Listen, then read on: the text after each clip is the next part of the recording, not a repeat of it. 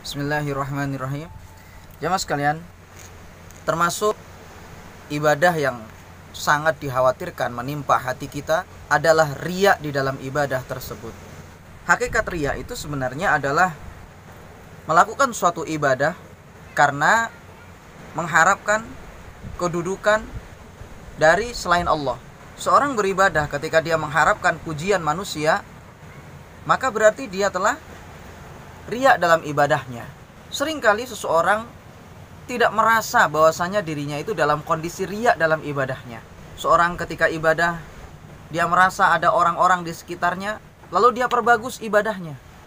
Seperti misalnya seseorang yang sholat karena sadar di sekitarnya ada orang lain, maka dia perpanjang sujudnya atau dia perpanjang rukuknya.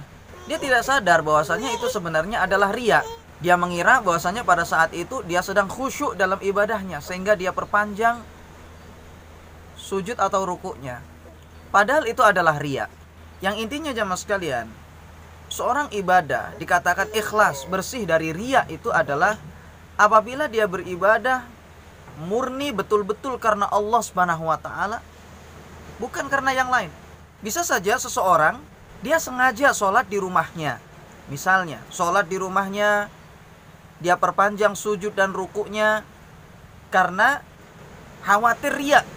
Jadi karena dia khawatir riya di hadapan manusia, sehingga dia sholat di rumahnya saja, memperpanjang sujud dan rukuknya di sana. Dia mengira, dia berpikiran bahwasanya dia lepas dari riya. Ternyata tidak demikian. Sholat yang dia lakukan itu bukanlah ikhlas karena Allah Subhanahu wa taala, tetapi dia sholat di rumahnya tersebut karena menghindar dari manusia. Sholat di rumahnya itu karena khawatir dilihat oleh manusia. Dan ulama mengatakan bahwasanya termasuk riya adalah meninggalkan ibadah karena takut riya.